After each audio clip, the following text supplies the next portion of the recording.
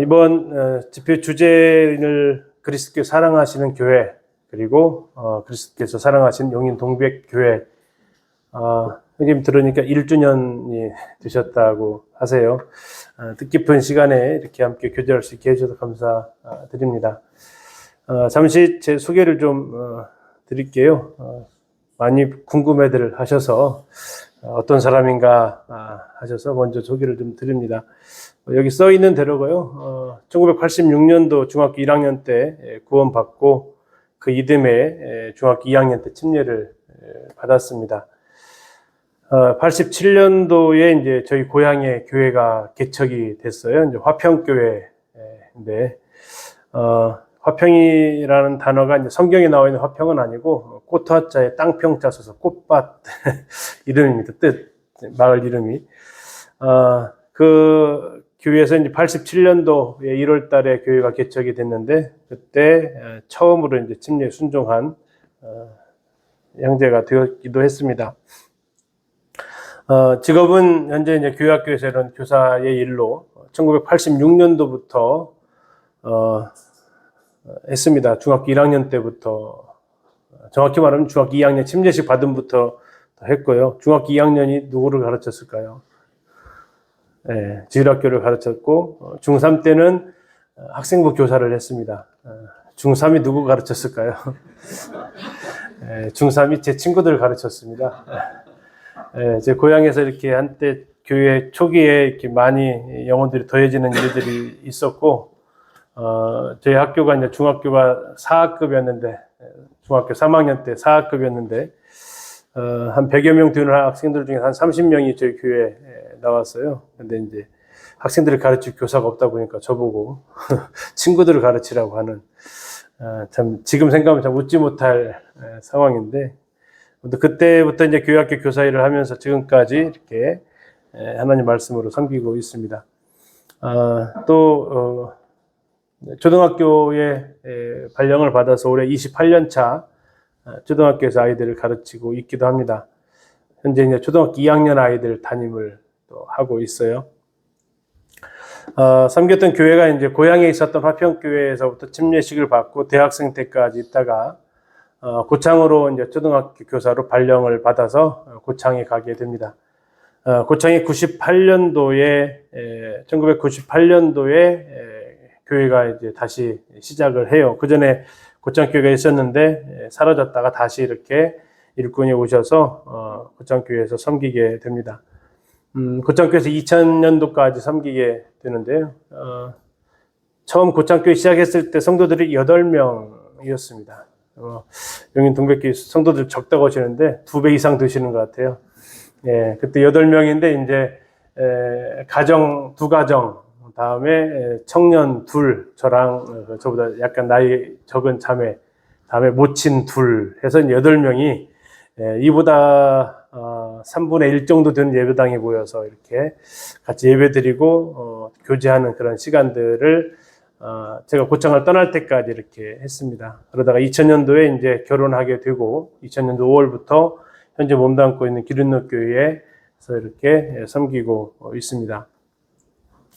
기린노교회에서 계속 섬기다가 이제 2010년도부터 장로로 세움을 받아서 좀 빠른 나이죠. 38살이었는데 그때부터 지금 한 15년째 이렇게 교회에서 섬기고 있습니다. 요즘 시대에 보면 좀 가족이 좀 많죠. 사남 일녀를 하나님이 주셨습니다. 아주 최근에 지난주 찍은 제 조카가 결혼식을 했는데 결혼식장에서 이렇게 가족 사진을 이렇게 찍었습니다. 7명이다 보니까 한 번에 모이기가 쉽지 않아서 이런 날 아니면 사진 찍을 기회가 없어서 사진을 찍고 있습니다. 이것은 이제 지난 6월 15일 날 6월 셋째 주에 저희 넷째 아들이, 제가 손가락으로 4를 표시하고 있는데 저희 넷째 아들이 침례를 했어요. 중학교 1학년인데 이제 침례를 받았습니다. 그래서 저 뒤에 있는 저보다 약간 키가 큰 새 아들이 있고, 막내가 이제 여자아이인데 딸인데, 아들 넷 낳고 딸을 하나님이 주셨습니다. 딸을 낳으려고 5가지 낳냐? 그러지는 않습니다. 물론 딸을 낳고 싶은 마음은 뭐 간절했고요. 그래서 첫째 아이를 가졌을 때 딸 이름을 미리 지어놨는데 하나님이 안 주셔서 계속 그 이름을 갖고 있다가 나중에 교회 안에 형제가 자기 딸을 낳더니 제 지어놓은 딸 이름을 가져가 버리더라고요. 뭐 자연스럽게 이제 그래서 딸 이름을 포기하고 있었는데 뜻밖의 주님이 다섯째를 딸을 이렇게 주셨어요. 아마 성도들이 더 많이 기도하신 것 같아요. 저 집에 딸 하나는 주셔야 됩니다라고 성도들의 기도가 통하지 않았나 싶습니다. 이렇게 주님 은혜 가운데 가정을 이루고 또 교회를 섬기며 살 수 있는 은혜 주셔서 감사를 드립니다. 이번 집회 주제를 어떤 걸로 할까 이렇게 기도를 하고 있는데 그리스도께 사랑하시는 교회라고 뭐 엠마오 성경학교 교재도 있습니다. 저도 이제 2010년도부터 교회 목회를 하고 그 이전에도 이제 교회학교에서 이렇게 섬기면서 주님이 사랑하시는 교회는 어떠한 교회일까 하는 그 궁금함, 또 제가 섬기는 교회가 주님이 사랑하시는 교회가 되었으면 좋겠다 하는, 주님 물론 다 사랑하시는데 특별히 주님께서 사랑받는 교회의 모습이 어떤 걸까 이렇게 생각을 좀 하게 됐습니다. 어른들이 이런 얘기 하시죠. 10손가락 깨물어서 안 아픈 손가락이 있냐. 자식들은 다 소중하기 때문에 주님은 아마도 모든 교회를 사랑하실 겁니다. 근데 이 말도 있는지 혹시 아세요? 안 아픈 손가락이 없죠. 근데 더 아픈 손가락은 있대요. 10손가락 중에 더 아픈 손가락은 있다라고 얘기를 하세요. 아마도 그리스도를 사랑하시지만 좀 더 사랑이 가는, 더 애착이 가는 교회도 있지 않을까 하는 생각도 해 보았습니다. 그리스도께 사랑하시는 교회는 어떠한 교회일까요? 우리 부모님들은 어떤 자녀를 더 사랑하세요? 지금 말씀하시면 시험 드니까 말씀 안 하셔도 되고, 어떠한 자녀가 더 사랑스러울까 이렇게 보면 때로는 나를 닮은 듯한 자녀, 아니 내 마음을 더 잘 알아주는 자녀에게 조금 더 애착은 더 가는 것 같습니다. 저도 5 아이들이 있지만 부모가 힘든 것을 먼저 알아서 이렇게 도와주려는 아이가 있고 또 그렇지 않은 아이도 있더라고요. 그런데 그렇게 부모의 마음을 알아주는 아이에게 뭐라도 하나 더 주고 싶은, 똑같이 주긴 하는데 하나 더 주고 싶은 마음도 이렇게 또 있기도 합니다. 주님이 사랑하시는 교회의 모습이 어떤 모습일까 이렇게 생각을 해보면서 주님이 이 땅에 오셨을 때의 그 모습을 이렇게 좀 보고, 주님이 이 땅을 사셨는데 교회도 이 땅에서 주님처럼 살아가는 교회면 이게 주님이 사랑하시는 교회가 아닌가 하는 생각을 좀 하게 되었습니다. 주님이 이 땅에서 어떻게 사셨는가를 한 구절로 요약해 주는 말씀이 있었습니다. 예수께서 온 갈릴리에 두루 다니사 그들의 회당에서 가르치시며 천국 복음을 전파하시며 백성 중에 모든 병과 모든 약한 것을 고치셨다라고 예수님께서 오셨던 그 3가지 사역을 성경은 이렇게 이야기하고 있었습니다. 예수님이 이 땅에 오셔서 무엇을 하셨는가 하는 거죠. 크게 가르치시고 복음을 전파하시고 약한 것, 병든 것을 고치셨다라는 것이 예수님의 행적이었다라고 성경은 이야기하고 있습니다. 자세히 살펴보니까 가르치셨다라고 하는 것은 교사들이 하는 역할들입니다. 천국 복음을 전파하셨다라는 건 전도자들이 하는 역할이고요. 병든 것, 약한 것을 고쳐주시는 것은 목자의 마음으로 하는 일들입니다. 주님이 이 땅에 오셔서 하셨던 그 3가지 사역을 고르라면 바로 저 3가지를 하셨다라는 거고요. 교회의 머리는 그리스도이십니다. 교회는 그의 몸이라고 얘기하고 있고요. 우리 성도님들이 손으로 하는 모든 행동, 발로 하는 모든 활동은 전부 무슨 지시에 따라서 하고 있으시죠? 누가 지시합니까? 머리가 지시를 하잖아요. 머리가 지시하는 대로 내 손이 움직이게 되어져 있습니다. 이게 머리의 지시와 몸이 따로 돌면요, 우리는 몸에 장애가 있다라고 이야기를 하는 거죠. 그래서 머리가 지시하는 대로 손, 발, 내 몸이 움직여야만, 정상적으로 움직여야만 머리의 컨트롤을, 지시를 따를 때 몸이 안전하게 되어진 것 같이 용인 동백교회가 그리스도의 몸이라고 한다면 그리스도께서 하셨던 이 3가지를 실행하고 있는가 하는 것이 이게 주님이 교회를 몸으로 삼고 있는 교회의 모습이다라고 이렇게 결론을 내리게 되었고, 그 말씀은 에베소서에서 입증이 되었습니다. 에베소서는 잘 아시는 대로 교회가 그리스도의 몸이라는 것을 1장에서 밝히고 있는, 교회에 대해서 가장 잘 설명하고 있는 책이라고 이야기를 하죠. 골로새서가 반대로 그리스도에 대해서 잘 이야기하고 있다면 에베소서는 교회에 대해서 잘 이야기를 하고 있습니다. 골로새서와 에베소서는 그래서 연결하게 되면 온전한 머리 되신 그리스도와 몸인 교회의 모습이 잘 드러나는 모습이기도 하고요. 골로새서에서는 예수 그리스도께서 하나님의 비밀이시다라고 이야기를 합니다. 하나님의 비밀인 그리스도라고 골로새서 이야기를 한다면, 에베소서에서는 뭐라고 하냐면 예수 그리스도의 비밀인 교회, 이렇게 이야기를 하고 있어요. 결국 그리스도는 하나님의 비밀이셨고 교회는 그리스도의 비밀이었다라는 거죠. 비밀이 뭡니까? 1번 아무도 모르는 게 비밀이다. 2번 아는 사람은 아는 게 비밀이다. 뭐가 비밀 같으세요? 혹시 교회 들어올 때 열쇠로 따고 들으세요? 전자키세요? 전자키죠? 그걸 비밀번호라고 보통 얘기하죠. 아세요? 네. 아는데 비밀인가요? 그렇죠. 아는 사람은 알아야 비밀입니다. 아무도 모르면 암호라고 그래요. 암호. 네, 비밀은요, 아무도 모르는 게 아니고 그 내부 사람은 다 알게 되어져 있습니다. 다만 누가 모르냐면 저 외부 사람들이 모를 뿐이죠. 하나님의 비밀을, 그리스도의 비밀, 교회, 이건 하나님께서 구원받은 성도들에게는 알려주신 비밀들이에요. 그런데 저 외부 사람들은 도저히 알 수가 없는 비밀 번호이고요. 그러면 적어도 우리는 알아야 돼요. 근데 여기 계신 분들 중에서 혹시 교회 문 비밀번호 모르시는 분들도 계실지 몰라요. 그렇죠? 문 따고 들어올 일이 전혀 없었으면 아마 모르실 수 있어요. 근데 모르고 있다라는 얘기는 어쩌면 내가 관심을 안 뒀다라는 얘기이기도 하지만 이 내부 사람이 아니다라는 반증도 되니까 내가 용인 등백교회 성도라면 적어도 비밀번호는 알고 계셔야겠죠. 그 내부 사람들은 아셔야 됩니다. 다시 말하면 이 성경에서 말하고 있는 그리스도의 비밀, 그리스도가 누구인가, 그리고 하나님의 비밀인 그리스도에 대해서, 그리스도의 비밀인 교회에 대해서 우리는 알아야 하는데, 에베소서가 그리스도의 비밀인 교회를 가장 잘 설명하고 있는 서신이라고 할 때 하나님은 이 에베소서를 통해서 교회가 무엇인지를 보여주셨다라는 겁니다. 에베소 4장 11절에 12절 보시면 그가 어떤 사람은 사도로, 어떤 사람은 선지자로, 어떤 사람은 복음 전하는 자로, 어떤 사람은 목사와 교사로 삼으셨으니 이는 성도를 온전하게 하여 봉사 일을 하게 하며 그리스도의 몸을 세우려 하심이라 라고 말씀하셨습니다. 여기서 이제 목사와 교사로 했지만 원래 원어는 이제 목자를 이야기하고 있죠.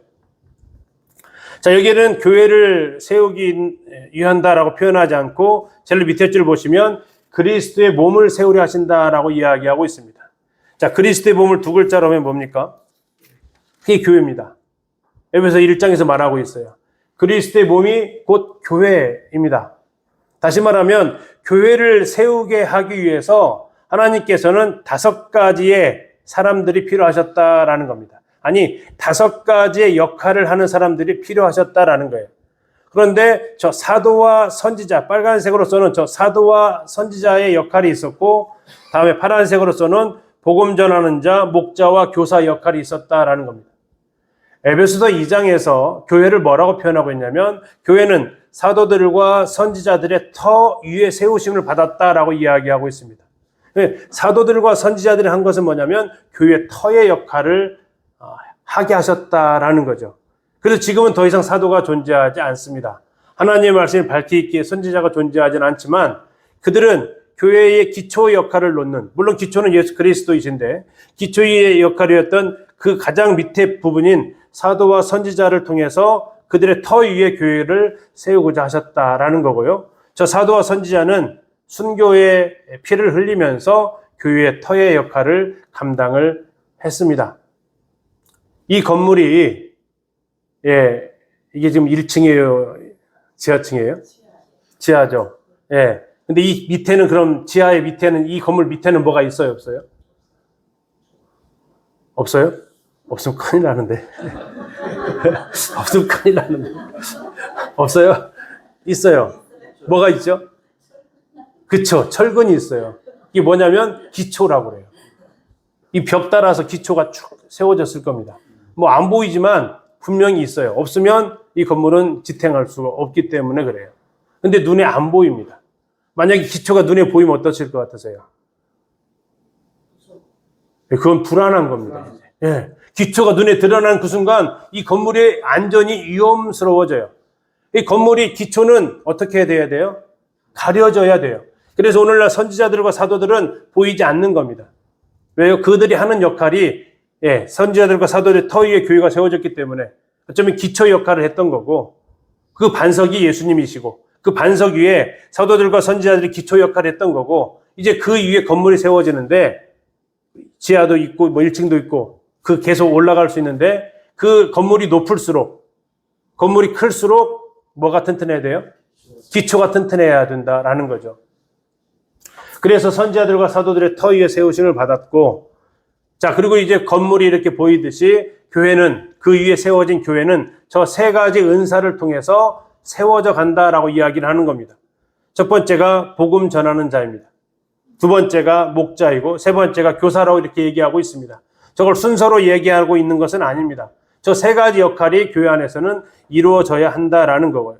저 세 가지 역할이 왜 필요하냐면 성도가 온전하게 되도록 하기 위한 은사의 역할을 한다라는 겁니다. 성도들이 온전해지면 무슨 일을 하냐면 봉사의 일을 하게 된다라는 겁니다.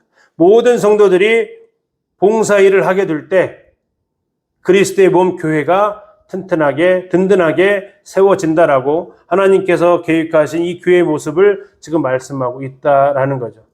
저 복음 전하는 자, 목자, 교사 저 세 가지 모습은 누가 하셨던 일입니까? 아까 마태복음 보니까 예수님이 하셨던 일이에요. 예수님께서 가르치시고 천국 복음을 전파하시고 병든 건 약한 것들을 고치셨습니다.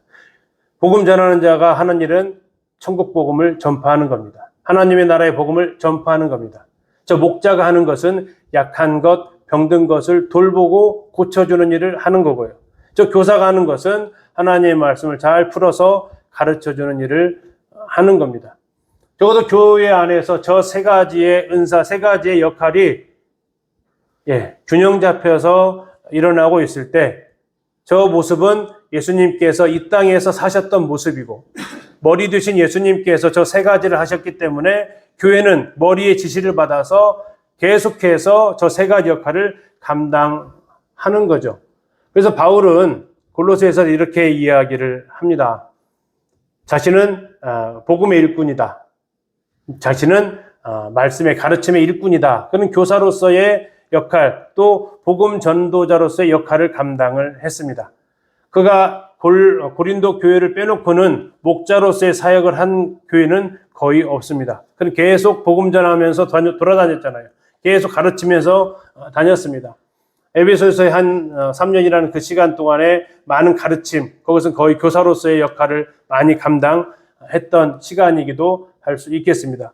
바울은 어쩌면 이 세 가지를 통해서 계속해서 그리스도의 몸인 교회를 세우는 그 일을 감당을 했고 하나님의 교회 용인 동백교회가 그리스도의 몸으로서의 아름다운 향기를 드러내기 위해서는 이 세 가지의 역할이 균형 잡혀서 이루어질 필요가 있다라는 것을 이렇게 생각하게 됩니다. 그리스도의 몸인 교회, 건강한 교회의 모습을 이렇게 세 가지를 다시 한번 정리를 좀 해봤습니다. 교회는 복음 전하는 자가 있어야 합니다. 교회는 하나님의 말씀을 가르치는 교사들이 있어야 됩니다.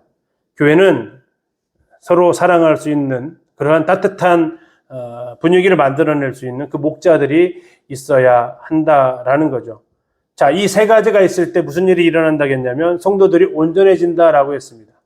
이 세 가지 역할이 균형 잡혀서 사역을 할 때 무슨 일이 일어난다 그러면 성도들이 봉사의 일을 서로 섬기는 일을 하게 된다라고 이야기합니다. 이 세 가지 은사가 교회 안에서 균형 잡혀서 서로 섬기게 될 때 무슨 일이 일어나느냐? 그리스도의 몸이 세워진다. 교회가 세워진다라는 겁니다. 1년 되셨는데 우리 아이들이 성장할 때 균형 잡힌 영양소가 필요하죠. 어느 영양분이 과다하게 된다고 그것이 좋은 것이 아닌 것처럼 하나님의 교회는 이 세 가지의 은사가 균형 잡혀서 사역을 하도록 되어져야 한다라는 겁니다. 지금 성도님들이 의자에 앉아 계신 이유 중에 하나가 뭐냐면 네 개의 의자의 다리가 균형이 맞다라는 거죠. 혹시 네 개 중에서 하나가 짧으면 어떤 일이 벌어질 것 같으세요? 자꾸 삐그덕 소리가 나게 될 겁니다. 그리고 내가 긴장을 해야 돼요. 균형 잡아야 되니까. 또 세 개는 똑같은 하나가 유독 길면 그건 더 불안해집니다. 차라리 짧은 게 낫지. 세 개가 길고 하나가 짧은 게 낫지. 세 개가 짧은데 하나가 유독 길면 더 불안해집니다. 그건 균형 잡기도 더 힘들어요. 어느 은사가 너무 튀어나거나 또 어느 은사가 부족을 느끼게 될 때 이렇게 세워져 가는 모습을 그 위에다 뭘 세운다라는 건 불안해진다라는 겁니다.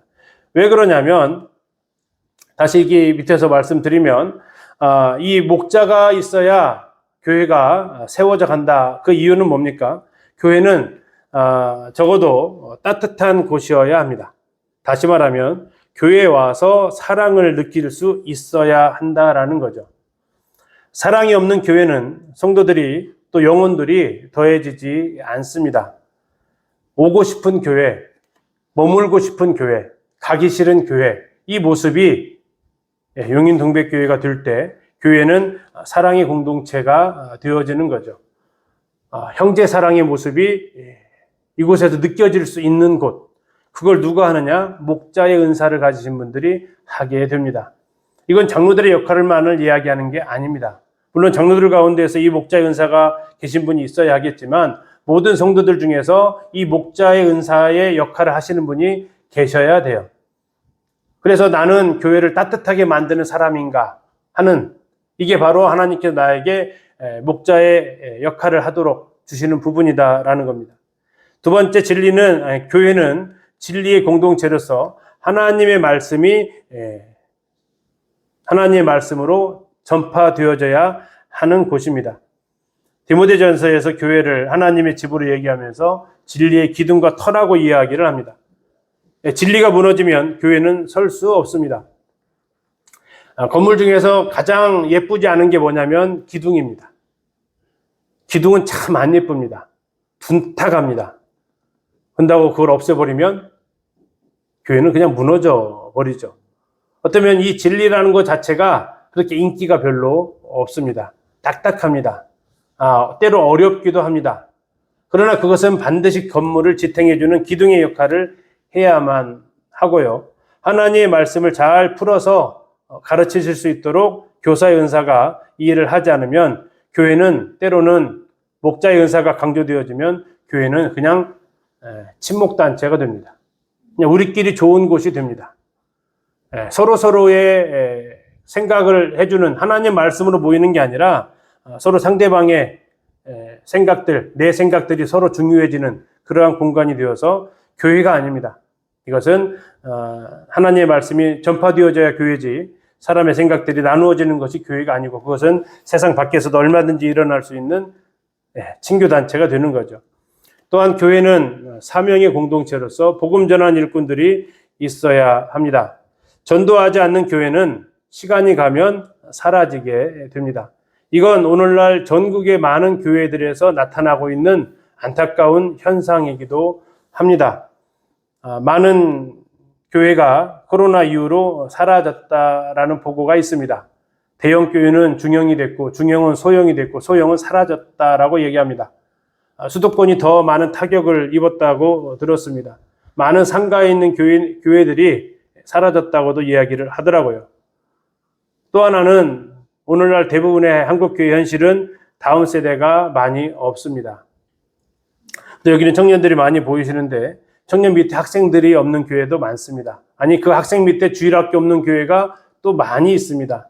그래서 저는 어느 교회 방문하게 되면 연령별로 조사해서 피라미드를 그려보라고 말씀을 드려요.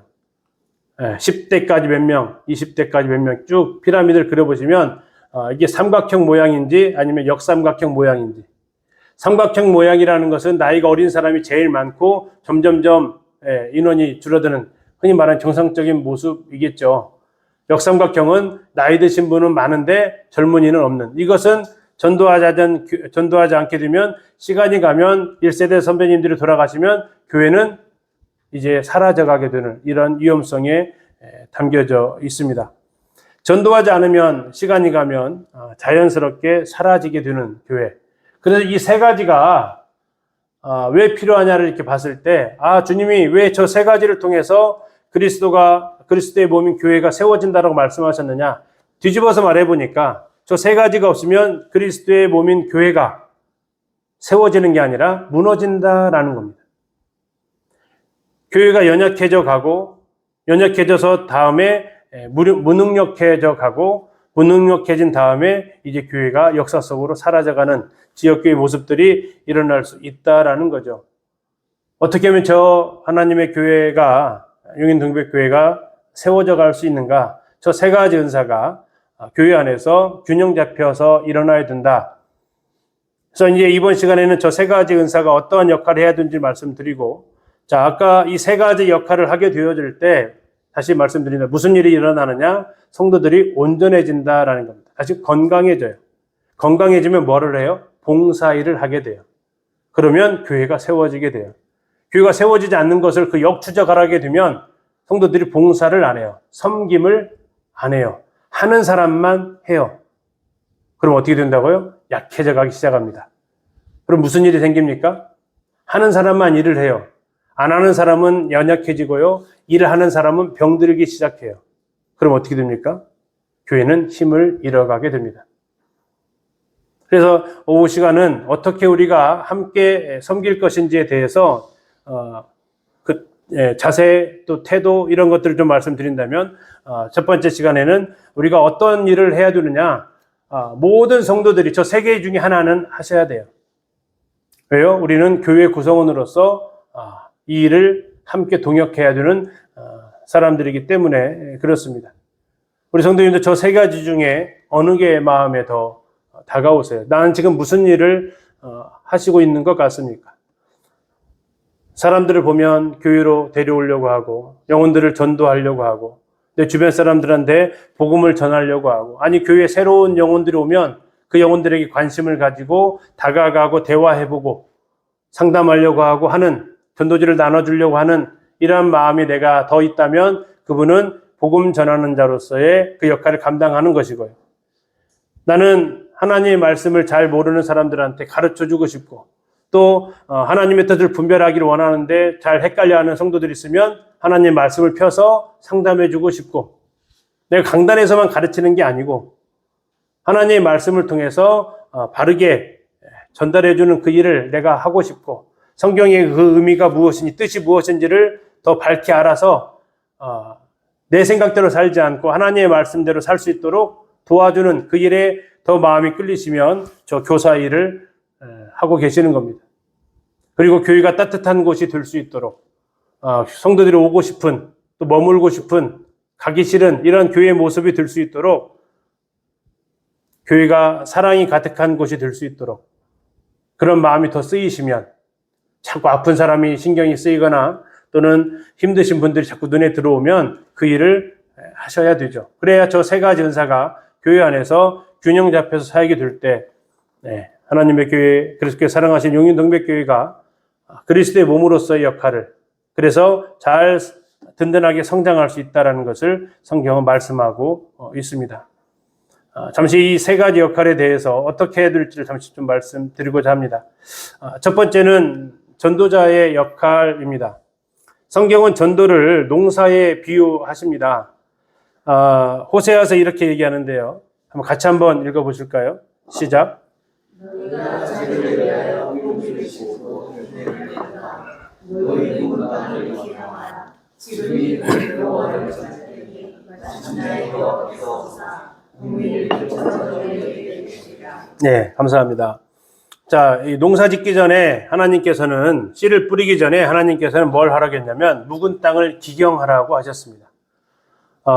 저는 이제 어렸을 때 밭이 이렇게 좀 있었습니다. 논도 있고 밭도 좀 컸으면 좋았겠는데, 어린 입장에서는 거의 없었고요. 저희 집이. 시골에 살면서도 논밭이 없었습니다. 그냥 텃밭만 있었어요. 텃밭의 가장 안 좋은 점은 소를 이용하지 못한다라는 겁니다. 전부 다 수작업이었습니다. 그 중에서도 제일 힘든 것 중에 하나가 부모님이 고랑과 이랑을 만들어라 라는 그 일이었습니다. 전부 다 이제 삽으로 퍼 올려서, 고랑과 이랑이 뭔지 아시죠? 우리 청년들 아실라고 모르겠는데, 이렇게 고랑이 있고 이랑이 있어요. 이랑이 있고 이랑과 이랑 사이 고랑이 있는데, 그걸 만들어야 돼. 그러면 어떻게 되냐면 파 엎어야 돼요. 겨울 내내 묵혔던 땅에다가 이제 씨앗을 심기 위해서 파 엎는데, 그거 한 줄만 파면은 땀이 흥건히 날 정도로 쉽지 않습니다. 단단한 땅일수록 더 힘들죠. 근데 그것을 왜 하게 합니까? 그거 하지 않고 씨앗을 뿌리면 어떻게 되죠? 씨앗이 자라질 않죠. 다 새들이 와서 그냥 먹어버립니다. 그래서 이랑과 고랑을 만들어서 씨앗을 뿌릴 준비를 하라는 거죠. 우리는 복음 전하기 전에 먼저 해야 될 것이 바로 저 묵은 땅을 기경하는 겁니다. 저 묵은 땅을 어떻게 기경해야 됩니까? 바로 우리의 많은 만남을 통해서, 또는 사귐을 통해서, 관계를 통해서 묵은 땅을 기경하는 일이 필요하죠. 처음 오자마자 복음 전하면 그들은 받아들이지를 않을 겁니다. 우리가 하나님의 복음을 전할 때에, 그래도 한 20, 30년 전에 제가 구원받은 때만 해도 그냥 그 밭들이 괜찮았어요. 구원받는데 큰 어려움이 없을 정도로 밭들이 좋았는데, 오늘날은 밭들이 많이 단단해졌습니다. 그래가지고 어지간히 이 밭갈이 하지 않으면 땅이 패이지도 않아요. 복음을 2년, 3년 들어도 구원받는 일들이 갈수록 어려워지고 있는 현실입니다. 그 이유 중에 하나가 서로 묵은 땅이 그만큼 단단해져서 밭갈기가 쉽지 않은데, 우리가 복음 전한 전도자라면 첫 번째는 이 묵은 땅부터 기경을 할 필요가 있다. 사람들을 만나서 사귐을 갖고, 저희 돌아가신 일꾼 형제님께서 하셨던 말씀이, 한 영혼에게 100만 원만 좀 써봐라. 그러면 웬만하면 사람 돌아온다. 근데 거의 100만 원, 한 영혼 구원받기 위해서 100만 원 어떻게 씁니까? 밥을 먹어라 이거예요. 밥을 먹고 때로 선물 사주고, 100만 원 정도 쓰면 한 명 돌아오게 할 수 있는 그 밭 가는 비용이다 라는 겁니다. 근데 이제 우리는 그거 하지 않고 하나님 말씀으로만 이렇게 하다 보니까 그 말씀이 사탄들이 와서 새가 다 먹어버리는 이런 일들이 일어난다라는 거죠. 또 성경은 이 전도하는 일을 예수님께서 이 어부에 비유하시기도 하십니다. 제자들을 선택하실 때 예수님께서 갈릴리에 가셨을 때 제자들이 했던 두 가지 행동이 나와요. 시몬과 안드레는 바다에서 그물을 던졌습니다. 그리고 야고보와 요한은 배에서 그물을 기웠습니다. 저도 아버지 따라서 투망으로 고기 잡는 것에 따라간 적이 있어요. 아버지 투망으로 고기 잡고 오시면 항상 그 다음에 하시는 일이 뭐냐면 그물을 말리십니다. 그리고 그물을 말린 다음에 그물이 이렇게 떨어져 있어요. 그럼 반드시 이 그물을 꿰매십니다. 그거 참 고기 잡을 때는 신나는 일인데요. 그 그물 꿰매는 것은요, 되게 힘들어요. 근데 아버지는 그것을 빼먹지 않고 하세요. 왜 하세요? 물어보면 왜 하실까요? 이거 안 꼬매면 어떤 일이 벌어지죠? 그 다음에 고기를 잡으러 가면 고기가 그 구멍 떨어진 사이로 도망가는 거예요. 그래서 그물은 계속 던지는데 끌어올리면서 고기가 다 그 사이로 튀어 나가더라고요. 이것이 하나님께서 말씀하신 제자들을 부르실 때의 전도의 모습이다라는 걸 그 경험을 통해 생각하게 됐습니다. 그물을 던지는 것은 전도하는 겁니다. 영혼들이 교회로 오는 것이 그물 던진다라고 생각하시면 교회에 왔던 영혼들이 정착하지 않고 떠나가는 일들이 생깁니다. 저희 교회도 그런 일들이 이제 일어나는데, 그 이유 중에 하나가 뭐냐면 그물 어딘가에 지금 구멍이 나 있다라는 거죠. 그래서 영혼들을 데려오는 분이 계신가 하면 그 영혼들이 계속해서 교회에 나올 수 있도록 해주는 그 역할이 필요하다라는데, 아마 저것은 목자 역할을 하시는 분들이 그물 깁는 역할을 하실 수도 있을 겁니다. 영혼이 왔는데 저 사람은 뭐 그 데려온 사람이 다 책임져 하는 분위기가 되어지면 교회는 전도가 안 되죠. 교회에 누군가 하나 왔으면 그 모든 나머지 성도들이 그 영혼들에 대해서 관심을 가져주는 것이 뭡니까? 그것이 그물을 깁는 거죠. 또 구도자의 눈으로, 하나님 믿지 않는 사람의 눈으로 봤을 때 그들이 적응하지 못할 수 있도록 하는 방해 요소가 무엇인지도 우리는 살필 필요가 있습니다. 세 번째로 그물을 어디에 내려라 했는가 이렇게 주님이 말씀하신 것을 보니까 누가복음에서는 깊은 곳으로 가서 내리라고도 하십니다. 요한복음에서는 배 오른편에 던지라고도 하세요. 하나는 아주 가까운 곳이 배 오른편이죠. 또 하나는 굉장히 깊은 데까지 가라고 합니다. 이거 우리가 주님께서 받은 명령이 사도행 1장 8절에 나옵니다. 오직 성령이 너에게 임하시면 너희가 권능을 받고 결치면 어디로 가라고 합니까? 예루살렘과. 예루살렘 어디입니까? 배 오른편입니다. 제자들이 있었던 그 장소죠. 그 다음에 어디로 가라고 하십니까?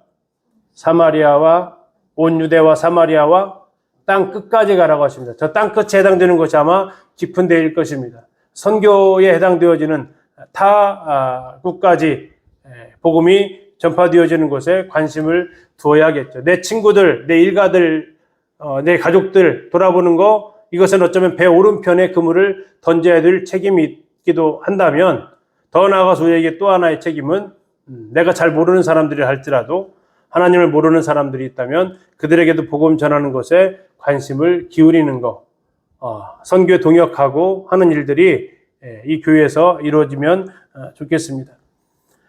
무엇을 전해야 되느냐? 네 번째로 무엇을 전해야 되느냐? 사도행전 20장에서 잘 말하고 있는데요. 유대인과 헬라인들에게 첫 번째 전했던 것은 하나님께 대한 회개를 전했습니다. 복음의 내용에서 핵심적인 첫 번째가 바로 하나님께 대한 회개입니다. 저 회개가 뭐냐면 예레미야 2장에서 내 백성이 두 가지 악을 행하였다라고 얘기합니다. 그 두 가지 악이 뭡니까? 하나는 생명의 근원 되신 하나님을 버렸다라는 겁니다. 두 번째 악은 뭡니까? 자기들을 위하여 자기 스스로 웅덩이를 팠다라는 겁니다. 하나님을 버리고 하나님 없이 내 마음대로 살아가게 되었다라는, 하나님이 주인이 아니라 내가 주인 되어서 살아간 거, 이게 하나님께서 말씀하시는 두 가지 악이다라고 얘기하고 있어요. 누구를 향한? 하나님께 대한. 그래서 그 악에서 뭐 하라고요? 회개하라는 겁니다. 하나님을 떠난 거, 하나님을 버린 것에 대해서 회개할 것을 이야기하고 있습니다. 두 번째는 무슨 말씀을 전합니까? 주 예수 그리스도께 대한 믿음을 증언합니다. 행위가 하나님 앞에 나아갈 수 있는 길이 아니다. 오직 주님이 하나님께로 갈 수 있는 유일한 길이다. 길이요 진리요 생명이신 예수님에 대한 그 믿음을 우리는 증언해야 되죠. 이것이 우리가 믿지 않는 사람들한테 전해야 될 내용입니다. 그리고 바울은 이 하나님의 은혜의 복음을 증언하는 일을 마치려 하면은 자신의 생명도 조금 더 귀한 것으로 여기지 않았다라고 이야기합니다. 하나님의 은혜의 복음. 은혜는 아무데나 쓰지 않습니다. 딱 사람 사이에서 쓸 수 있는 은혜는 어쩌면 하나밖에 없습니다. 물론 노래가 뭐 스승의 은혜라고 있지만 스승의 은혜는 좀 아닌 것 같기도 좀 하고, 그래도 누구도 부인할 수 없는 것은 누구의 은혜입니까? 부모님의 은혜죠. 어버이 은혜입니다. 그러나 이 은혜, 그보다 더 큰 은혜가 하나님의 은혜다. 은혜는 거저 주어지는 게 아닙니다. 희생이 있었기에 받게 되는 것이 은혜이죠. 우리에게 은혜를 주시기 위해서 하나님은 막대한 희생을 지불하셨습니다. 아들의 목숨을 내어주시기 없었다면 우리에게는 은혜가 존재할 수 없죠. 그래서 하나님께 대한 회개, 그리고 우리가 에베소 2장 8절에서 많이 외우시는 말씀이죠. 에베소 2장 8절이 뭡니까? 너희가 그 은혜를 인하여 믿음으로 말미암아 구원을 얻었다. 그 은혜, 하나님의 은혜를 인하여 예수 그리스도에 대한 그 믿음으로 구원을 얻었다라는 것 사실을. 근데 이것은 먼저 하나님께 대한 회개가 전제되어져야 될 이 바른 복음을 전해져야 됩니다. 끝으로 교회를 세우는 입장에서 제가 교회 학교를 하면서 참 깨달았던 것 중에 하나가 삭개오라는 사람이 예수님을 만날 때 참 어려움이 있었다라는 것이었습니다. 삭개오 많이 들어서 아시죠? 그의 특징은 뭡니까? 키가 작았다라는 거죠. 또 하나는요, 세리장이었습니다. 예수를 못 만났던 이유가 딱 두 가지가 있었는데, 하나는 그가 세리장이었기 때문에 사람들로부터 배척을 받았습니다. 두 번째는 그가 키가 작았습니다. 그래서 사람들이 이렇게 쭉 둘러서게 되면 키 작은 사람의 가장 안타까운 뭡니까? 안 보인다라는 거죠. 키가 크면 사람이 둘러싸여도 이렇게 보면 다 안쪽이 보이죠. 한 번은 이제 지금 여기 만찬상이 이렇게 여기 있었잖아요. 저희 이제 예전에 만찬상에 바닥에 둘러 앉아서 이렇게 예배드렸던 교회도 있었습니다. 아마 형제 자매들 중에서 그 장면 떠오르시는 분 계실 거예요. 저도 이제 그날 만찬 예배를 드리기 위해서 만찬상 잘 보이는 곳을 저는 찾아가거든요. 딱 앉았습니다. 딱 앉아서 기도하고 이제 묵상하고 아직 시작 전이라서 하고 있는데 뒤에서 한 소리가 들려와요. 어떤 형제님이 이러시는 겁니다. 안 보여, 안 보여 하시더라고요. 시력이 좀 안 좋으신가 보다. 눈이 좀 이렇게 노안이 오셨나 보다. 그러는데 그 다음에 안 보여, 안 보여, 등밖에 안 보여. 이런 얘기죠. 등밖에 안 보이신다는 거예요. 그래서 싹 들어봤더니 씩 웃으세요. 나도 지금 만찬상 앞에 보려고 왔는데 갑자기 등치 큰 사람이 내 앞에 딱 앉으니까, 보이려고 했던 만찬상은 안 보이고 제 등만 보인다라는 거죠. 그래가지고 죄송합니다 하고 제가 자리를 옮겨드렸어요. 그 뒤부터는 들 수 있으면 사이드에 앉습니다. 제 뒤에 아무도 안 앉으시도록. 왜요? 만찬을 기념해야 되는 게 아니라 제 등을 기념할까봐. 이게 삭개오가요, 키가 작았단 말이에요. 그런데 예수님을 만나려고 모였는데 뭐만 보여요? 사람 등짝만 보이는 거죠. 그래서 그거 어떻게 합니까? 그는 나무 위라도 올라갔단 말이에요. 근데 예를 들어서 교회 안에 어린아이들, 학생들이 왔어요. 그 어린아이들이 생각나더라고요. 이 어린아이들이 예수님을 보고 싶어서 왔는데 예수님을 못 보는 일이 생기는 건 아닐까. 문제는 삭개오가 왜 예수님을 못 만났냐면 예수님을 향해 적대시하는 사람 때문에 예수님을 못 만난 게 아니에요. 예수님을 따르던 그 무리 때문에 못 만났어요. 아니 어쩌면 그 무리들은 자기 뒤에 그 키 작은 사람이 있다는 사실조차도 인식하지 않았을 거예요. 그냥 자기는 늘상 하던 대로 서 있었을 거예요. 제가 아무 생각 없이 만찬상 그 형님 앞에 섰던 것처럼. 그런데 그것이 때로는 하나님을 믿고자 하는 사람한테 방해를 줄 수 있구나 하는 생각을 하게 됩니다. 용인동백교회에서 사용하는 예산, 시간, 장소에 있어서 우리 어린아이들, 학생들을 향한 배려가 필요할 겁니다. 그들이 하나님을 만날 수 있는 이 일에 우리는 투자를 해야 할 겁니다. 그냥 너희들이 알아서 하는 게 아니라 모든 대부분의 교회 시스템들은 어른들 중심으로 되어져 있어요. 성인들 중심으로 되어져 있어요. 성인들이 가장 좋은 시간들을 대부분 차지하고 있어요. 왜 그러냐면 가장 많은 인원이 성인들에게 있기 때문에. 근데 어쩌면 그 가운데서 우리 어린아이들, 학생들은 저 삭개오의 입장일 것이다 라는 거죠. 그 중에 삭개오만 키가 작았겠습니까? 여러 키 작은 사람이 있었겠죠. 삭개오 같은 사람이 얼마나 될까요? 나무 위에 올라서라도 예수님 보려고 했던 사람이 얼마나 될까요? 그러나 그를 주님이 만나주시게 되는데 많은 어쩌면 키가 작았던 사람들은 그냥 다 돌아가지 않았을까? 우리가 하나님의 교회 안에 영혼들이 더해졌을 때 그들의 시각으로 볼 수 있는 시각이 필요하다. 그들이 주님께 나오는데 방해물이 꼭 우리가 되어서는 안 되겠다. 적어도 내가 한 발 옆으로 비켜주거나 아니면 그들이 만날 수 있도록 길을 열어주는 것이 우리는 필요하겠다라는 겁니다. 두 번째는 이제 교회를 세우는 교사의 역할입니다. 교사는 성경에서 에스라를 가장 좋은 교사의 모범으로 제시하고 있습니다. 에스라를 가리켜서 그는 성경을 연구하고 준행해서 가르치는 교사였고 율법에 익숙했고 완전한 자다라고 소개하고 있습니다. 그 의미들을 좀 설명을 해 놓았는데요. 아무튼 교사는 하나님의 말씀에 대해서 잘 알고 있어야 됩니다. 익숙하다라고 나와 있는데요. 익숙하다라는 건 우리 잘 아시는 대로 한석봉 이야기에 그 예화가 잘 나옵니다. 한석봉 엄마가 한글 글쓰기 공부하고 온 한석봉한테 무슨 시합을 하자고 합니까? 불을 끄고 나는 떡을 썰 테니 너는 글씨를 쓰거라. 이건 출발부터가 좀 불공평한 시합이긴 합니다. 떡은 그 자리에서만 쓸면 되는데 글씨는 계속 옮겨다면서 써야 되니까. 그러나 그 가운데서 연습을 했냐라는 거죠. 불 켜진 다음에만 연습했다면 그건 아무 의미 없다. 옛날에는 뭐 형광등이 없었던 시대인데 너는 그럼 밤에 놀았다는 얘기밖에 안 되지 않냐. 뭐 그런 정도. 그러나 여기서 그 어머니가 칼을 써는데 그건 쉽냐. 제가 해보려고 했더니 큰일 나겠더라고요. 혹시 그 무 같은 거 썰어 보신 적 있으신가요, 형제님들? 별로 없으시죠? 혹시 불 끄고 무 썰으라고 하면 어떠실 것 같으세요?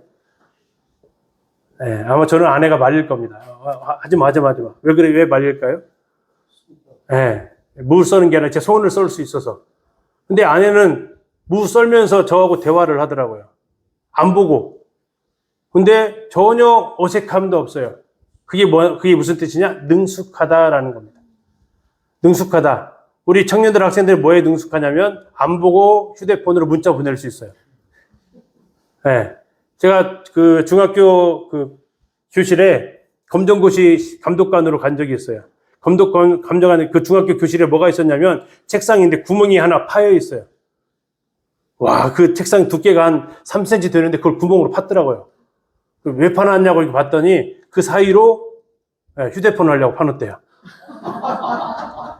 근데 그게 보이냐 이거죠. 안 보이는데 그걸로 해가지고 문자를 이렇게 다 보내고 다 할 수 있대요. 뭐예요? 능숙하다. 능숙해. 우리는 뭐에 능숙해야 되느냐? 교사는 적어도 하나님 말씀에 능숙해야 된다라는 겁니다. 능숙하려면 어떻게 됩니까? 연구해야 됩니다. 능숙하려면 연구해서만 안 됩니다. 내가 직접 해봐야 합니다. 그걸 준행이다라고 얘기합니다. 해보고 말하는 것과 해보지도 않고 말하는 것은 큰 차이점이 있는 거죠. 그리고 나서 가르쳤다라는 겁니다. 교사 연사를 가지신 분들은 어쨌든 책상에 많이 앉으셔야 됩니다. 하나님 말씀을 연구하는 일들을 하셔야만 하죠. 대부분의 많은 일꾼 형제님들이 말씀을 가르치기 위해서 많은 시간 책상에 앉아 계시는 수고를 하고 있죠. 저도 보통 1시간 말씀을 준비하기 위해서는 10시간 이상 성경의 앞에서 공부를 해야 되는 그 부분들이 있습니다. 그리고 그것만 하는 게 아니라 내가 직접 순종해보는 그런 과정이 필요하고 가르치는 거죠. 왜 그렇습니까? 성경에서 말하고 있는 최고의 교수법은 본을 보이는 것이기 때문입니다. 바울이 이렇게 얘기합니다. 내가 그리스도를 본받는 자 된 것 같이 너희는 나를 본받아라. 자기를 본받아라 라는 말보다는 그리스도를 본받는 모습을 본받아라 라고 말하는 것이 더 적절한 것 같은데요. 내가 그리스도를 본받으려고 어떻게 하는 거 봤지? 너희도 그와 같이 나처럼 그리스도를 본받으려고 해라 라고 모델을 제시해 준 겁니다. 예수님께서 제자들에게 세족식 하시면서 뭐라고 얘기하십니까? 내가 행한 것 같이 너희도 행하게 하려고 너에게 본을 보였다라고 얘기하십니다. 예수님은 이 땅에 내려오셨습니다. 그냥 누구 종교처럼 이렇게 해 그러면 돼 라고 말씀하신 것이 아니라 그분이 직접 사람으로 오셔서 우리를 위해서 죽기까지 사랑을 보여주셨습니다. 사도행전 1장에서는 주님이 가르치면서 행하는 게 아니라 행하면서 가르치셨다고 하나님의 말씀에 대해서 모델을 하도록 이야기하고 있습니다. 제가 교회학교 하면서 교사들한테 이렇게 같이 공부했던 책 중에 삶을 변화시키는 가르침이라는 책이 있는데요. 거기서 하워드 핸드릭스가 했던 이 말이 되게 마음을 찔리게 했습니다. 같이 한번 읽어보실까요? 성경으로 시작. 성경으로 하나님의 백성을 지옥에 만드는 것은 이게 설교하는 사람한테는 굉장히 무서운 말 중에 하나입니다. 하나님의 백성으로 성경을 가르치는데 그들이 지겹게 만든다. 다시 말하면 하나님의 말씀을 가르치는데 듣는 학생들이 거기에 대해서 기대감이 요즘 말로 1도 없으면 언제 끝나지? 하는 이것이 있으면 이것은 범죄 행위다라는 겁니다. 우리 형제님도 동의하시나요? 왜 범죄 행위일까요?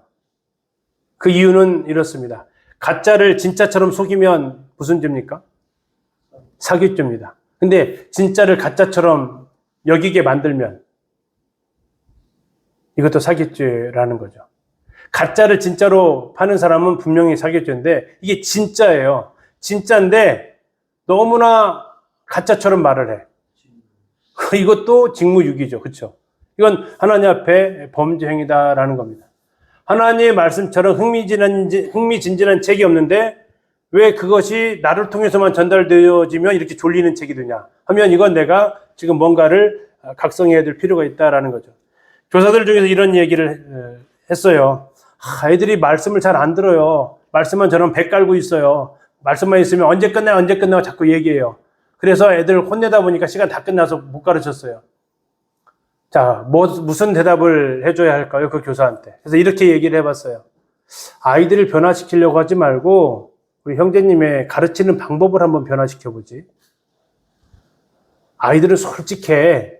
어른들은 재미없어도 그냥 듣는 척해. 근데 아이들은 안 그래. 그래서 아이들의 태도를 자꾸 바꾸려고 하지 말고 도대체 아이들이 하나님 말씀 앞에서 왜 저런 태도를 취하는가? 내 가르치는 방법이 혹시 문제 있진 않은가? 내 가르치는 방법을 바꾸는 게 훨씬 쉬울 거야.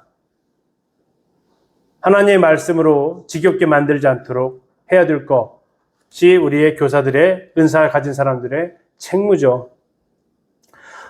이 말씀 하면서 혹시 졸리지 않으실까 걱정되기도 합니다. 자, 네 번째, 교사가 해야 될 세 가지 사역이 그래서 바울은 디모데한테 이 세 가지를 하라고 얘기합니다. 내가 이를 때까지 읽는 것과 권하는 것과 가르치는 것에 전념하라. 자, 세 가지를 뭐라고 얘기했냐면 첫 번째, 읽는 것을 하라고 합니다. 이 디모데 당시의 성경은 개인 소유가 아니었습니다. 그때는 두루마리였습니다. 그래서 이건 개인적으로 성경을 읽을 수 있는 환경이 아니었어요. 모여서 한 사람이 읽어줍니다. 그리고 나머지는 다 듣습니다. 그래서 계시록에 그 흔적이 남아있죠. 이 예언의 말씀을 읽는 자와 단수입니다. 듣는 자들과 복수입니다. 이게 당시의 모습이었다면 오늘날도 그렇게 해야 됩니까? 오늘날도 교회에 와서 읽어줘야만 성경을 볼 수 있어요? 지금은 아니잖아요. 다들 손에 성경책이 들려 있습니다. 그래서 지금은 읽는 게 문제가 아니고 읽도록 성도들이 성경을 읽도록 해야 됩니다. 교사들이 해야 될 역할이 뭐냐? 교사 은사를 가지신 분이 해야 될 역할은 성경을 읽도록 하는 거다. 하나님의 말씀을 읽도록 어떻게 할 것인가? 저희 교회는 이제 이 성경을 읽도록 1년에 1도 할 수 있도록 성경 저희들 단톡방을 만들었습니다. 그리고 성도들이 그만큼 읽을 분량을 그 단톡방에다가 올려줘요.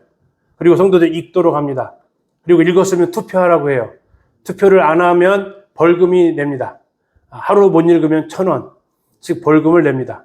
그리고 벌금이 다 모여지면 1년에 그거 선교헌금으로 보내기도 합니다. 성도들이 읽어요. 얼마나 참여할까요? 의무는 아니니까, 강제는 아니니까 자발적으로 자원해서 참여하라고 합니다. 지금 그 단톡방에 들어온 인원이 99명입니다. 이쪽 기원들 99명, 청년들, 학생들 한 40명 정도에서 청년들은 1년 2독을 하고 있고, 기원들은 1년 1독을 하고 있습니다. 왜? 저희 교회에서 계속해서 해야 될 책임이 성도들로 성경을 읽게 하라. 라는 그 책임을 가지고 지금 하고 있는 거죠. 두 번째, 권하라라고 얘기합니다. 이 권하는 것은 하나님의 말씀을 통해서 성도들에게 권면하는 겁니다. 권면이 책망이 아닙니다. 때로는 위로하고, 때로는 하나님 말씀대로 살아갈도록 권하는 것, 이것을 강단의 말씀을 통해서 우리는 수요일날 또 주일날 계속해서 하고 있습니다.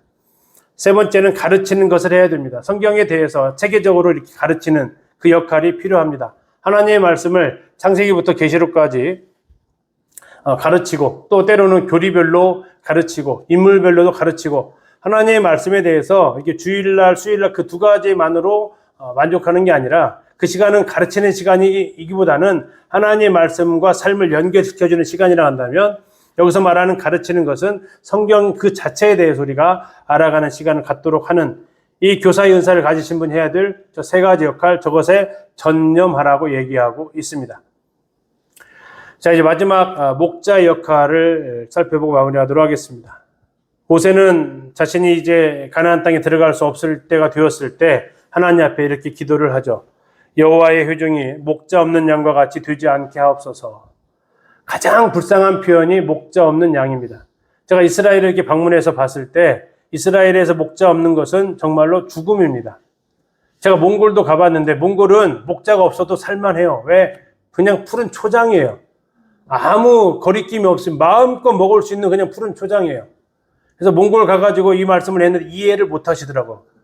거기 한 양 300마리 키우시는 그 장로님 계시는데 이 팔레스타인 이 양들의 모습에 대해서 이해가 안 가시는 거예요. 아까 우리 바이올린 연주하셨잖아요. 거기 뭐가 나와 있어요? 그가 나를 푸른 초장에, 푸른 풀밭에 누이시며.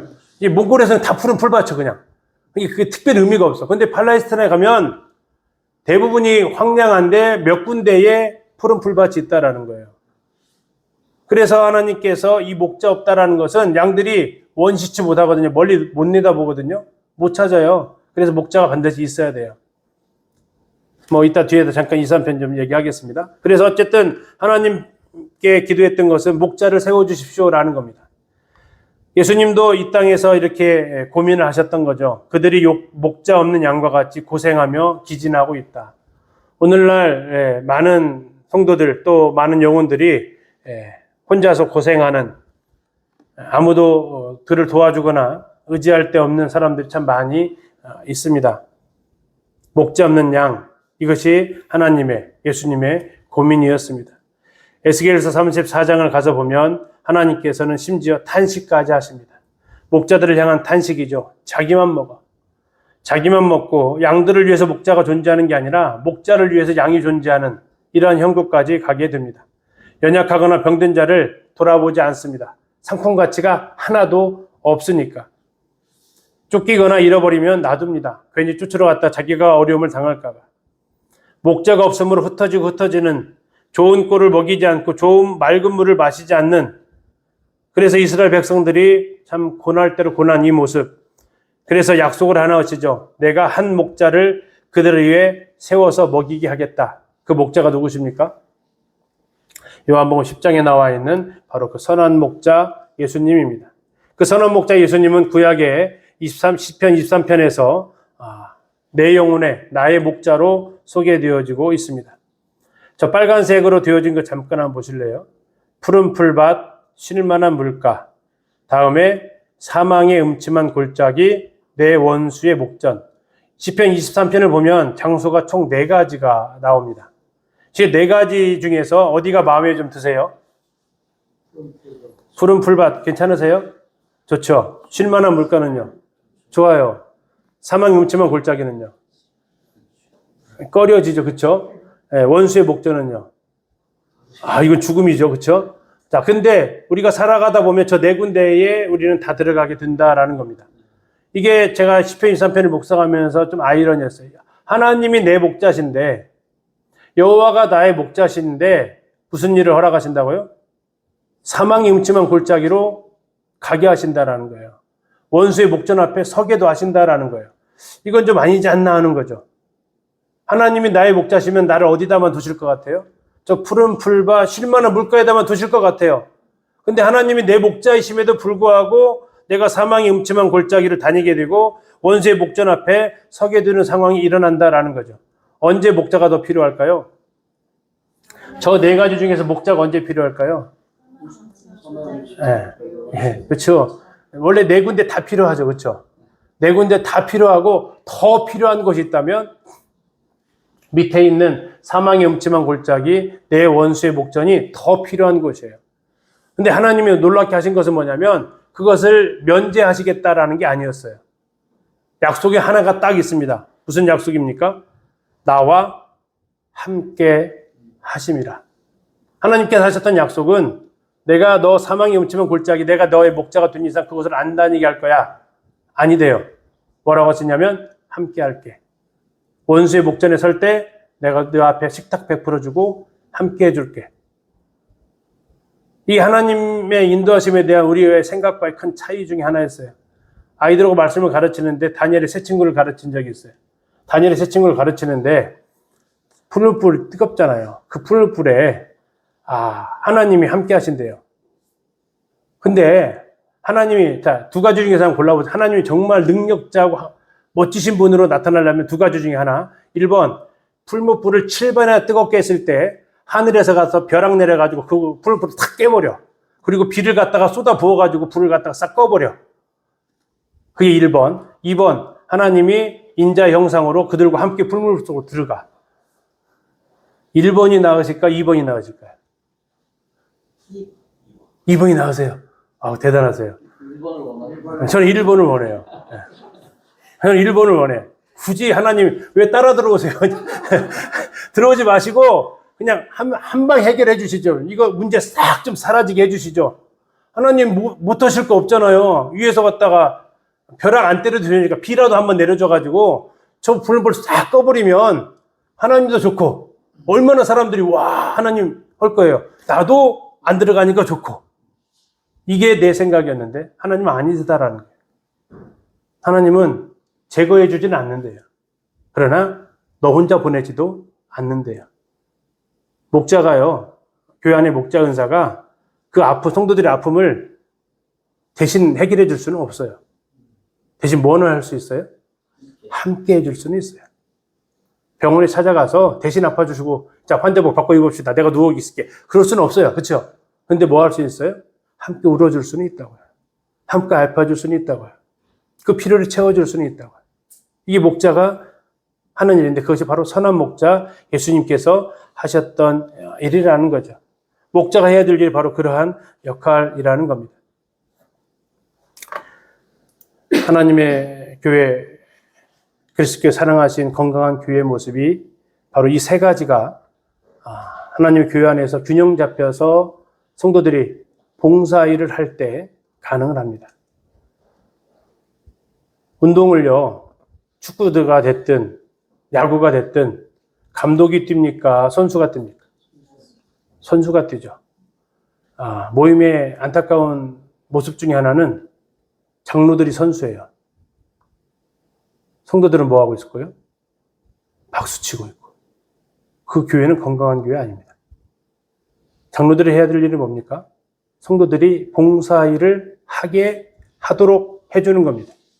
성도들이 봉사일을 하려면 그 전에 뭐가 되어야 되냐면 건강해야 합니다. 아프면 아무것도 못합니다. 하던 일도 못하는 것이 아픈 거잖아요. 그래서 그 앞에 나와 있는 것이 성도들로 온전하게 된다라는 겁니다. 언제요? 교회 장로들이 바로 이 세 가지 사역을 감당하고 있고, 그래서 성도들도 결국 이 세 가지 사역을 함께 하고 있을 때, 봉사일을 하고 있을 때 교회는 세워져 간다. 그리스도의 몸이 세워져 간다. 우리 성도님들은 저 세 가지 중에서 어느 것에 더 마음이 가십니까? 그리고 나는 어느 것에 함께 동역함으로 건강한 그리스도의 몸인 용인 동백교회가 되기를 소원하는가? 이건 장로들의 문제가 아니고 모든 성도들이 여기에 함께 해야 될 부분이지, 나는 교회 구성원이 아니라면 모를까? 그리스도의 몸 속에 내가 속해 있다면 우리의 몸에 있는 모든 지체는 자기를 위해서 존재하는 지체가 단 하나도 없습니다. 이따 예찬할 때 부지런히 움직이는 게 있습니다. 여러분, 손이 부지런히 움직일 거예요. 그러나 한 입도 못 먹습니다, 손은. 그렇죠? 누가 부지런히 먹습니까? 입이 부지런히 먹어요. 그런다고 손이 입한테, 야, 내가 갖다 주는 것만 너 먹기만 하냐? 그런다고 해서 안 주면 어떻게 되죠? 손이 못 움직입니다, 이제. 먹질 않으니 뭔 힘이 있어요? 입이 얘기하는 거죠. 내가 먹어서 나를 위해 먹는 줄 아냐? 내가 먹어야 네가 살아. 내가 먹어야 그 영양분이 네가 움직일 수 있는 에너지원이 되는 거지. 나는 열심히 씹어서 위가 일을 덜하게 하려고. 내가 그냥 삼켜봐라야 위가 어떻게 되겠냐. 소화시키려면 엄청 힘들어. 나는 힘들지만 계속해서 씹어서 내려보내. 우리 몸이 하는 그 모든 일들은 자기를 위한 활동이 아니라 그 몸이 건강하게 하기 위한, 교회가 건강하도록 하기 위한 섬김이지. 그래서 에베소 4장 말씀 다시 말씀드리지만 성도들이 온전해야 봉사일을 할 수 있고, 성도들이 봉사를 해야 그리스도의 몸인 교회가 세워져 간다. 그래서 오후의 시간을 통해서는 바로 그 부분들에 대해서 우리가 어떻게 하나님의 교회 안에서 함께 동역할 수 있을지에 대해서 같이 이렇게 살펴보도록 하겠습니다. 감사합니다.